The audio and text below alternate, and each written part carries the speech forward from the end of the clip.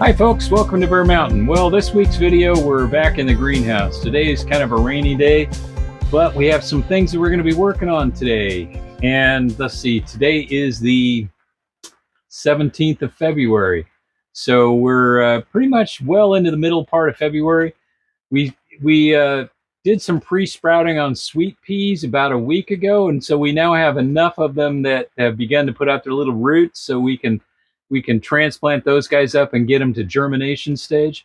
Plus, we've got extra pansies that I thought didn't germinate. You might remember I did a video about transplanting those guys and with the yarrow and all that kind of stuff. And I ended up with more pansies coming along, so I might get at least another half tray of those.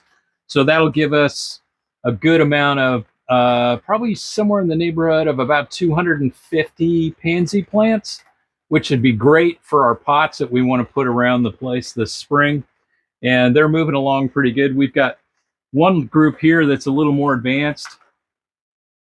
These guys here were planted back in, actually it says the seeding date here was last fall, 9/22. So they've been kind of slow. We had a little bit of trouble with germination, and I got a couple in here that just didn't quite survive, but this is just kind of a general mix of pansies, and some of them are actually starting to show a bloom, so that's pretty good.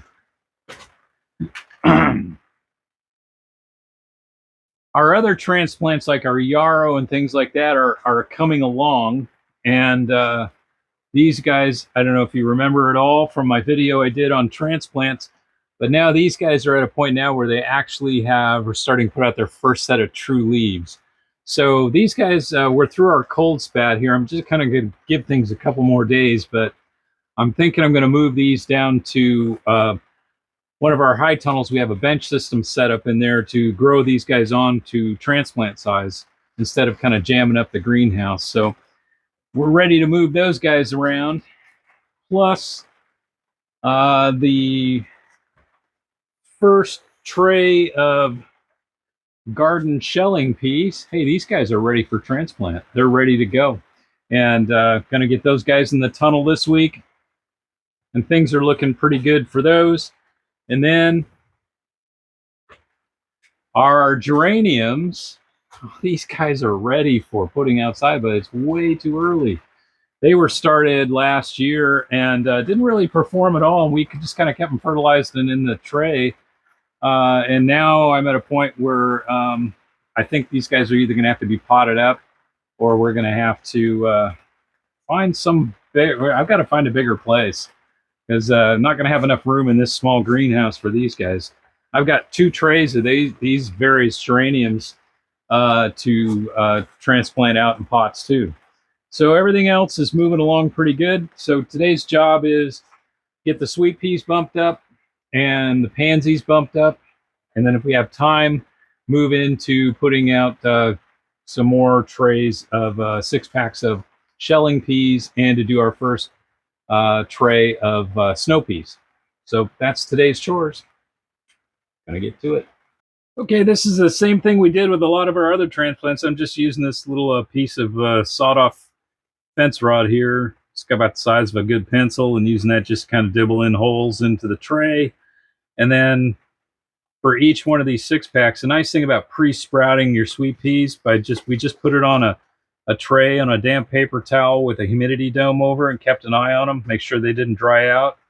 And then we wait for them to start showing their first root, and then that's when we put them into these 6-packs here and get them just basically germinated. That's what we're looking for.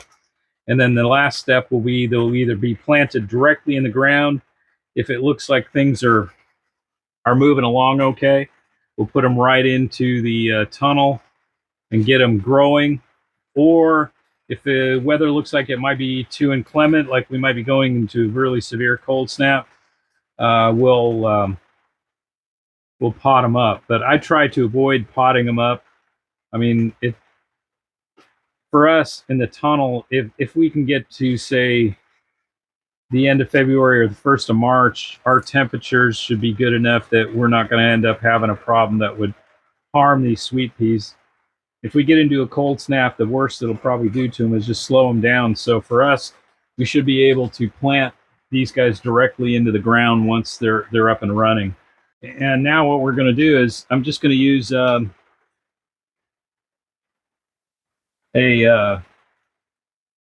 set of tweezers and just get the ones that have the best looking root on them. And this is all a mix of different colors. And then I'm going to put one with the root side down into the holes. Try not to snap things. And hopefully what we'll see here is within a week, if it takes them that long, they'll start sprouting out of breaking the soil and germinating up. And we just keep coming back here every day or so when we have enough of these guys to keep planting more and more of them.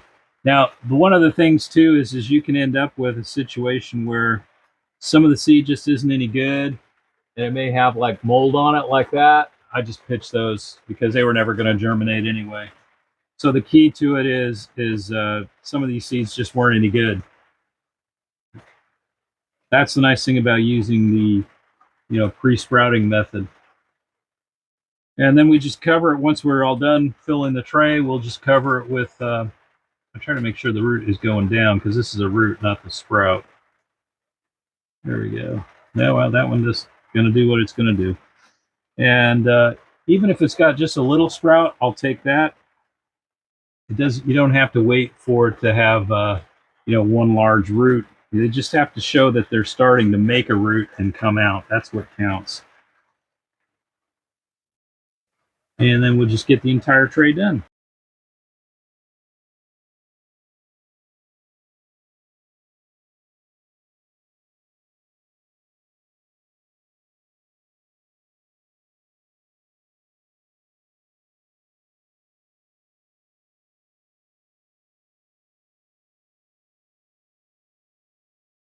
Okay, we got them all in, and I don't know if you guys can see this or not, but when you look at them, they're all sitting in the actual dibble that we made. And at this point, what I'm going to just do is gently push the soil back over, and then I'm going to put a little bit of fine vermiculite over the top. And this is our first tray, so we got 72 in here, and I've got enough to do probably another 4 6-packs. So we're going to get pretty close to 100 on this go-around. Most of the seed we're planting today was saved seed, so that's why I'm kind of using this technique where I've just put a whole bunch in the tray, and I just see how they germinate out. And so far, I've lost maybe 5% that you would say were duds, and they ended up getting some mold on them or something like that. And I get those out of the tray as soon as I can. And the whole idea here is that we're trying to minimize wasting soil, because if I planted those seeds and they hadn't sprouted, I would have been wasting a lot of 6-packs. So this way, for sure, I mean, I'm still may lose some. Maybe they don't germinate as well as you would think they would at this point, but they at least all have a root showing, and that is going to get us a very high probability of a good germination rate. And like I said, if things can work out right, these guys will just grow just tall enough to get to a point where I'll clip off the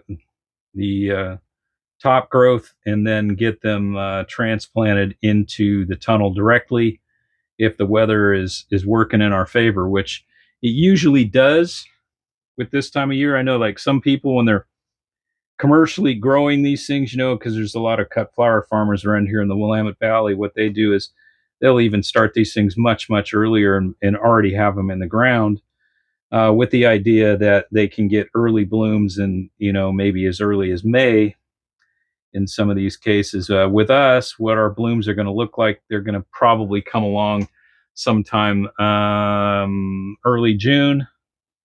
It's kind of what it's been in the past. And if things work out right, we should be able to probably harvest them for a good month before it just gets too hot in the tunnel. That's usually what stops these guys. And And then what I'll do is I'll use these same seeds, and it's a mix, and that's how I'm just going to go with in the future.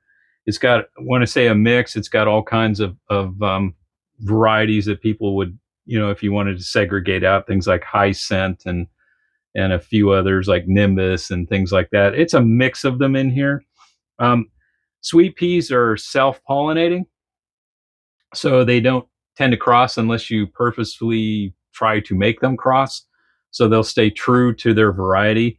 So what I'm probably going to find is the most vigorous ones over time here are going to be the ones that we have the most safe seed of, which is fine, because what I'm looking for is, for us anyway, is not so much that specific unique blossom, although it's always nice to have one, but more along the lines of that we have consistency and that they germinate well.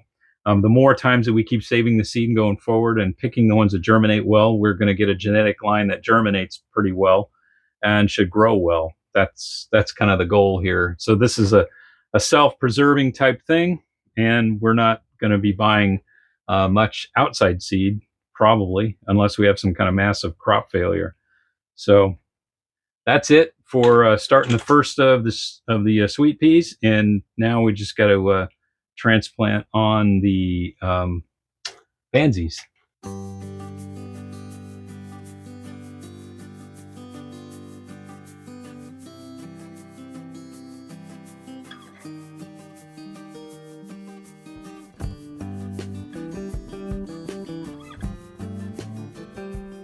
Okay, that's it. We just label them up and put a heat dome on it. I'm not going to put them on heat. I'm going to let these guys kind of germinate cool, and they should be good to go. I would think, within a week, I'll probably have nice sprouts all over this. Okay, so in this case, this is kind of the same thing we did last time. We used the slotted tray growth method, and what we're doing is we're trying to get, these little guys, hopefully that'll focus, into um, our 6 packs. And the idea is that we want to get these guys at the thread stage. Remember that. That's important, so that the roots are not intertwined around each other, and that they have less transplant shock. So it's just really kind of an easy thing to just kind of work through and get this tray done. And then if I have any extra space in this tray, I'm going to put my extra sweet peas in it, because I don't think I'm going to get a full tray here. I don't want to waste space in the greenhouse. Now, this will finish off our slotted tray. So our next thing is we have a lot of really fine seeded flower seeds like snapdragons next. And we're going to do the same thing with that. Since we're not planting, 400 or 500 plants, what we're looking for is just enough to put around the garden. So we're talking about as a couple of trays. Typically we're talking about like maybe 200 plants, and that works out really well with this method. So we're not doing reams and reams of, and we're moving along pretty good here with the pansies. So it'll be the same thing. When we finish off the tray, we'll dust it with a light, that vermiculite, that really fine vermiculite. And what that does, the major reason I do that over the top of things like this is, particularly things that have to grow on for a while, I want to make certain that my watering is kind of gives it a little bit of insulation from drying out. But mostly what it also, interestingly enough, does is vermiculite, really fine vermiculite, can inhibit growth of like algae and stuff, because sometimes you can get that, particularly if you have types of seedlings that are going to, very slow growing, like a petunia or something like that. That's the one thing that can happen is in the greenhouse, is you can get an algae growth on it. And since we don't use chemicals, we want to do things that help inhibit that. So the last thing we're going to do this Monday is we're going to plant another round of our shelling peas, because our second tray didn't really germinate that well. And I only got out of that whole second tray, it's kind of weird, I only got probably 6 plants that are worth anything. So we're going to go with a different pack of seeds. This one is newer, and we'll see It's got a germination rate of 94%. That's what I like about Johnny's. They put a test date on it and the germination percentage. So we'll seed these guys 72, and we'll see how many we get. And that should pretty much wrap it up for today. So after we get those seeded, like we did with all the other ones, we'll put some vermiculite over the top and put these guys. I'm going to put these guys on a heat mat at about 68 and see if that makes any difference this time around. Again, the heat mat I had it on last time though was a little cooler, and we'll see if 68. I think they put a temperature on the back of this. They put a lot of great stuff. If you ever go to Johnny's website too, they put a lot of great stuff about growing, what to do. And sometimes they put what the soil temp should be like. Oh, the nice thing about this group too is besides being pretty resistant to powdery mildew, it also is okay to grow in the fall too. So like if you wanted to do a double crop of them in the course of a year, so you'd plant them like I guess probably in July or August to get, well, you'd really have to grow those under shade, I think, to get them work right. It doesn't say anything about the temperature, soil temperature on this. So I'm just going to try a 68 degrees. That's kind of in the middle of the road. So just same old, dibble them in and put in the seeds.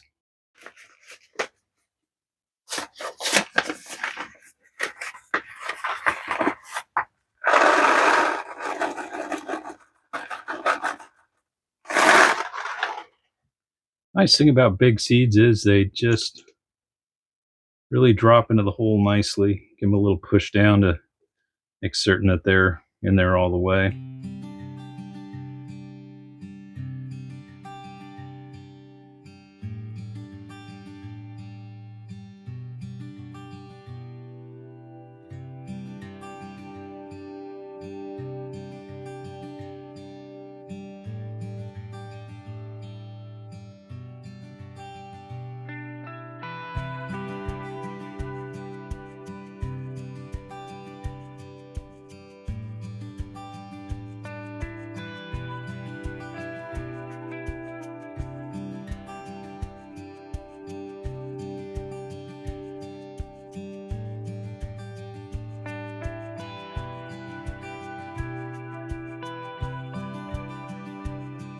And just a matter of getting these guys in. We got them dibbled in probably half the distance of the depth of the plug here, which is probably a good ½ inch to the top. And like I said, once we kind of get it all patted down, we'll put a little vermiculite over the top, wet these guys down, get them on the heat mat with the humidity dome. And if it goes like last time, if they do well this time, and not like the second tray but the first tray, germination should start on these guys. Today's Monday. I would think I'd start seeing germination by Saturday, about 5 days. And that is all there is to it. So much easier when you don't have to plant 5,000 of them. Well, folks, we were interrupted a bit by kind of a rainstorm thing going on when I was seeding the peas yesterday. So I kind of cut it short on after we planted the bistro. I still had a tray left that I did on the avalanche, which is the snow pea. So we did that this morning, and just kind of wanted to wrap up the video from yesterday and just want to say thanks for watching. And we got a lot more seeding coming up. We're going to be doing a slotted tray of all of our herbs, as well as we've got snapdragons to get started, straw flowers, and there's also petunias. So we got to get those going. Everything of those things are usually long lead time type stuff where they take maybe up to 8 weeks or maybe even a little longer to get to size before you'd want to plant them out. So here we are, pretty much in the middle of February. And about 8 weeks from now is going to put us right into April, which is pretty much the time we're going to be starting, to set out some of those perennials like the yarrow and all that kind of stuff. So that's kind of what we're shooting for. Now, when we look at going forward here in the next week or two, we'll be starting peppers and tomatoes for us because we want to get them into the tunnel. really right around Memorial Day, maybe a little sooner if we can. And that'll get them a good growing season during the summer. So it's really kind of, things are starting to rock and roll here. So it's really starting week 8, which is what we're in right now, is kind of the start of the where we start seeding something every other day. There's something going on. Right now, we've got a lot of stuff that needs to grow on. We talked about our first batch of peas are ready to go in the ground. So that'll be the next video, I think, is showing you where we're going to plant the peas and how we set up the netting for it in the tunnel. And that's kind of, when we start thinking about it, the other things we got coming up is we got to get the coal plants going. We've got stock that we need to plant. We got some more different flowers like alyssums and things of that nature, things that'll go in the pots that we'll have for this summer, hanging baskets and things of that nature that we're going to have to get the plants going on that. So we got a lot of stuff to work on, and kind of dodging the storms every now and then. But right now it looks like our weather is kind of hanging. We're in the 50s during the day, go down to the high 30s at night. So it's not too bad. And it's kind of looking like it's going to stay that way for the next several weeks. So really by the 1st of March, we're pretty much out of the worst of the possible winter weather, which is great, which means we had another really pretty mild winter. So it's been since 2009 when we had a really, really deep freeze that lasted more than a couple of weeks that really did a lot of damage. So, it's pretty amazing when you think about it. It's been almost, that'd be 16 years since we've had that kind of harsh winter type conditions. It's mostly been pretty mild so far, so that's pretty good. Anyway, thanks for watching, and we'll catch you on the next video. Stay safe out there. Bye-bye.